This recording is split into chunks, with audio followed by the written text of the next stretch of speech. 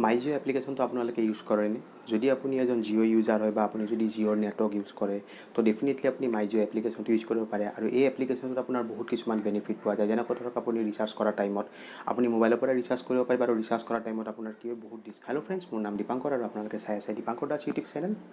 আহক আমি ভিডিঅ'টো আৰম্ভ কৰোঁ এতিয়ালৈ যদি আপোনালোকে যদি মাই জিঅ' এপ্লিকেশ্যনটো যদি ডাউনলোড কৰি আপোনাৰ মোবাইলত লোৱা নাই তেতিয়াহ'লে আপোনালোকে ডাউনলোড কৰি লওক আৰু ডাউনলোড কৰি পেলাই যেতিয়া আপুনি জিঅ' এপ্লিকেশ্যনটো যেতিয়া ৰান কৰিব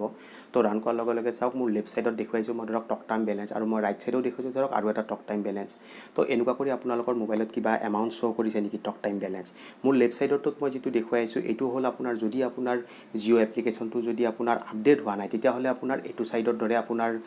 ডিছপ্লে হ'ব আৰু যদি আপোনাৰ জিঅ' এপ্লিকেশ্যনটো যদি পূৰা টোটেলি যদি ফুললি আপডেট হৈ আছে তেতিয়াহ'লে মোৰ ৰাইট হেণ্ড ছাইডত মই যেনেকৈ দেখুৱাইছোঁ তো তেনেকুৱা কৰি আপোনাৰ শ্ব' হ'ব এতিয়া চাওক এই যিটো বেলেঞ্চ দিয়া আছে এই বেলেঞ্চটো আমি কেনেকৈ আমি ইউটিলাইজ কৰিব পাৰিম একচুৱেলি এই বেলেঞ্চটোৰ মিনিংটো দেখুৱাই যদি আপুনি জিঅ' টু জিঅ' যদি কল কৰে ডেফিনেটলি আমি জিঅ'ত চব ফ্ৰীয়ে পাওঁ বাট জিঅ' টু আদাৰ্ছ কল কৰিবৰ কাৰণে এই বেলেঞ্চটো আমি ইউজ কৰিব পাৰোঁ কিন্তু কথাটো কি হয় যেতিয়া আমি মান্থলি হওক বা কোৱাৰ্টাৰলি হওক বা 2 মাহৰ হওক বা 1 মাহৰ হওক আমি যেতিয়া জিঅ' পেক যেতিয়া ৰিচাৰ্জ কৰোঁ তাতে আমাৰ জিঅ' টু নন জিঅ'ৰ কাৰণে যিটো মিনিট দিয়া থাকে সেই মিনিটটোৱে আমি একচুৱেলি বেচিকেলি ফিনিছ কৰিব নোৱাৰোঁ তো তেতিয়া কি হৈছে আপোনাৰ এই বেলেঞ্চটো আপোনাৰ ইউজ হোৱাৰ ধৰক কোনো দৰকাৰেই নহয় এই যিটো আপোনাৰ বেলেঞ্চ ইয়াতে শ্ব' হৈ আছে এই বেলেঞ্চটো আপোনাৰ একচুৱেলি নেভাৰ এক্সপায়াৰ্ড ই কেতিয়াও এক্সপায়াৰ্ড নহয়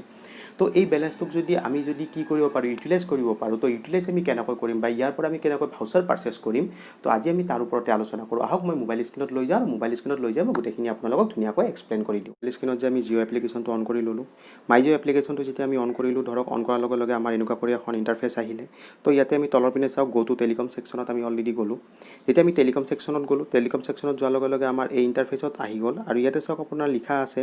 টক টাইম বেলেঞ্চ 11.05 পেচা মানে মোৰ অলৰেডি কি আছে মোৰ মাই জিঅ' একাউণ্টত মোৰ অলৰেডি 11 টকা 5 পইচা মোৰ অলৰেডি বেলেঞ্চ আছে আৰু তলৰ পিনে লিখা আছে talk time balance never expired তো টক টাইম যিটো বেলেঞ্চ আছে এইটো এক্সপায়াৰ্ড নহয় এতিয়া চাওক কথাটো এনেকুৱা হৈছে মোৰ যিটো প্লেন আছে মোৰ প্লেনটো চাওক 349 প্লেন আছে আৰু মোৰ এইটো আপোনাৰ 5 আগষ্ট 2020ত মোৰ এই প্লেনটো ফিনিছ হ'ব কিন্তু ইয়াৰে যিটো বেলেঞ্চ আছে এই বেলেঞ্চটো কিন্তু ফিনিছ নহয় তো সেইটোৰ কাৰণে ইয়াতে দেখুৱাইছে talk time balance never expired এতিয়া চাওক এই 11.05 যিটো আপোনাৰ অলৰেডি বেলেঞ্চ আছে সেই বেলেঞ্চটো ধৰক মই কেনেকৈ আপোনাৰ ৰিচাৰ্জ কৰিব পাৰিম তো তাৰ ওপৰত আমি অলৰেডি ভিডিঅ'টো এতিয়া আমি চাই গৈ থাকোঁ ৰিচাৰ্জ কৰিব পাৰিম তো আজি তাৰ ওপৰতে আমি এতিয়া চাম প্ৰথমতে আমি কি কৰিলোঁ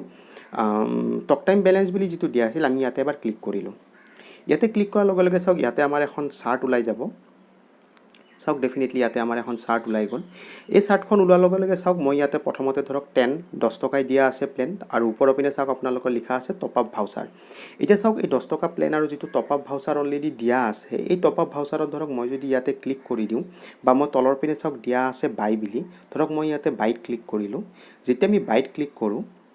ক্লিক কৰাৰ লগে লগে আমাৰ এগেইন ইয়াতে পে'মেণ্ট অপশ্যন আহি যাব কিন্তু ইয়াতে চাওক টোটেল এমাউণ্ট আপোনাৰ 10 ৰুপিজ দিয়া আছে আৰু তলৰ পিনে চাওক মোৰ ধৰক গুগল পে' মোৰ কাৰ্ডৰ ডিটেইলছ এইবিলাকহে শ্ব' হৈ আছে ইয়াতে কোনো ধৰক মোৰ সেই 10 টকা বা 11.05 ৰুপিজৰ মোৰ যিটো বেলেঞ্চ আছিল সেই বেলেঞ্চটো মোৰ ইয়াতে কোনো অপশ্যন নাই চিলেক্ট কৰাৰ কাৰণে তো এতিয়া চাওক আমি এনেকৈ ডাইৰেক্টলি যোৱাৰ লগে লগে আমি এনেকৈ এইটো ৰিচাৰ্জ কৰিবলৈ আমি নোৱাৰিম ইয়াৰ কাৰণে আমাৰ এটা বেলেগ প্ৰচিডিঅ'ৰ আছে সেই প্ৰচিডিঅ'ৰটোত আমি যাওঁ প্ৰথমতে আমি কি কৰিব লাগিব যেতিয়া এই মেনুখন আমি জিঅ'ৰ এপ্লিকেশ্যন খুলিলোঁ ডাইৰেক্ট আমি ৰিচাৰ্জত যাব লাগিব যেতিয়া আমি ডাইৰেক্ট ৰিচাৰ্জত যাম তো ৰিচাৰ্জত যোৱাৰ লগে লগে আমাৰ ধৰক ইয়াতে পেকবিলাক শ্ব' হ'ব ইয়াৰে আমাক একো পেক আমি চিলেক্ট কৰিব নালাগে আমি ওপৰৰ অপশ্যনত যিবিলাক অপশ্যনছ আছে অপশ্যনত আপুনি যাওক যাই পেলাই তাতে দিয়া আছে চাওক 4G ডাটা ভাউচাৰ বুলি দিয়া আছে 4G ডাটা ভাউচাৰত যোৱাৰ লগে লগে চাওক ইয়াতে ডিজনী এণ্ড হটষ্টাৰ পেক বুলি দিয়া আছে আমাক এই পেকটো নালাগে তাৰ তলত চাওক আপোনাৰ দিয়া আছে 4G ডাটা ভাউচাৰ বুলি দিয়া আছে তো 4G ডাটা ভাউচাৰ যেতিয়া দিয়া আছে আমি 4G ডাটা ভাউচাৰত ক্লিক কৰিলোঁ ডাটা ভাউচাৰত ক্লিক কৰাৰ লগে লগে চাওক ইয়াতে আমাৰ প্লেনবিলাক শ্ব' হৈছে ধৰক আপোনাৰ 101 প্লেন আছে 51 প্লেন আছে 21 প্লেন আছে 11 প্লেন আছে এতিয়া চাওক আপোনাৰ যিটো ৱালেটত বা আপোনাৰ যিটো মাই জিঅ' এপ্লিকেশ্যনত যিটো আপোনাৰ বেলেঞ্চ আছিল সেই বেলেঞ্চ হিচাপত আপুনি ধৰক ইয়াতে ৰিচাৰ্জ কৰিব পাৰিব ধৰক মোৰ 11.05 পেচা আছিল ডেফিনেটলি মই 11 টকাটো ৰিচাৰ্জ কৰিব পাৰিম আৰু এই 11 টকাটো যদি মই ৰিচাৰ্জ কৰোঁ ইয়াৰ কি বেনিফিট আছে আমি প্ৰথমতে আহক আমি চাই লওঁ যেতিয়া আমি ইয়াতে ক্লিক কৰিলোঁ ইয়াতে ধৰক মই 11 টকা যদি মই ৰিচাৰ্জ কৰোঁ তেতিয়া মোক ইয়াতে দিয়া আছে জিঅ' টু আদাৰ্ছ মোবাইল ধৰক মই জিঅ' টু আদাৰ কলৰ কাৰণে 75 মিনিট মই অলৰেডি ফ্ৰী পাম আৰু আনলিমিটেড ডাটা পাম কিমান পাম 800 MB পাম হাই স্পীড ডাটা মানে আমি 4G ডাটা পাম 800 MB পাম আৰু এই ডাটাখিনি দিয়া আছে বেছ অন দ্য প্লেগ ভেলিডিটি মানে যিটো আমি ধৰক 11 টকা যদি আমি যদি ৰিচাৰ্জ কৰোঁ মোৰ যিটো প্লেনৰ ভেলিডিটি আছে ধৰক মই আপোনালোকক কৈছোঁৱে অলৰেডি আগতে 5 আগষ্টলৈ মোৰ অলৰেডি ভেলিডিটি আছিল তো 5 আগষ্টলৈ মই ইয়াক 800 MB মই ফিনিছ কৰিব লাগিব এতিয়া চাওক আমি ধৰক ইয়াতে কি কৰিম আমি ধৰক ইয়াতে কি কৰিলোঁ বাই কৰিলোঁ 11 টকাত আমি বাই কৰি দিলোঁ যেতিয়া আমি 11 টকাটো বাই কৰিম ইয়াতে চাওক এটা অপশ্যন আহি গৈছে যিটো আমাৰ আগৰ টপ আপ অপশ্যনত অহা নাছিলে চাওক ইউজ ইউৰ একাউণ্ট বেলেঞ্চ এতিয়া চাওক মোৰ ইয়াতে দিয়া আছে একেবাৰে ওপৰত চাওক লিখা আছে এমাউণ্ট পেয়েবল 11 টকা আৰু মোৰ একাউণ্টত কিমান বেলেঞ্চ আছে 11 টকা 5 পইচা আছে ইয়াতে চাওক তলৰ পিনে আপোনাৰ পে নাও অপশ্যন আহি গৈছে তো আগৰ অপশ্যনত আমি অলৰেডি পাইছিলোঁ যে পে নাও অপশ্যনটো অহা নাছিল কিহৰ কাৰণে আমি যদি ডাইৰেক্ট যদি আমি সেই ভাউচাৰটোত ক্লিক কৰি পেলাই যদি যাওঁ আমি অলৰেডি ৰিচাৰ্জ কৰিবলৈ নোৱাৰোঁ যেতিয়া মই ইয়াতে পে নাও মাৰি দিম তো পে নাও মাৰি দিয়াৰ লগে লগে কি হ'ব চাওক ইয়াৰ পিছত চাওক মোৰ পে'মেণ্ট ছাকচেছফুল দেখুৱাই দিছে আৰু মোৰ নাম্বাৰৰ এগেইনষ্টত এই পে'মেণ্টটো ছাকচেছফুল হৈ গ'ল তো এনেকৈ ধৰক আমি কি কৰিব পাৰোঁ যদি আপোনাৰ যদি ৱালেটত যিটো বেলেঞ্চ আছে বেলেঞ্চটোক আপোনালোকে এনেকৈ ডাটা ভাউচাৰ লৈ পেলাই চাবলৈ পাৰে এইখিনিয়ে আছিল আমি ধৰক আপুনি টক টাইম বেলেঞ্চ কেনেকৈ ইউজ কৰিব পাৰিব যদি আপোনালোকে যদি ৰিচাৰ্জ কৰা টাইমত যদি কিবা ট্ৰাবুল পাইছিল তো মোৰ এই ভিডিঅ'টো চোৱাৰ পিছত মই ভাবোঁ যে আপোনালোকৰ তেনেকুৱা একো প্ৰব্লেম থাকিব নালাগে আৰু যদি আপোনালোকৰ যদি কিবা কুৱেশ্যনছ থাকে ডেফিনেটলি মোক কমেণ্ট বক্সত জনাব পাৰে আৰু যদি আপোনালোকৰ ভিডিঅ'টো যদি ভাল লাগিছে আপোনালোকে ছাবস্ক্ৰাইব কৰিবলৈ নাপাহৰিব লগতে আপোনালোকে শ্বেয়াৰ আৰু লাইকো কৰিব আজিলৈ ভিডিঅ'টো ইমানেই তো ধন্যবাদ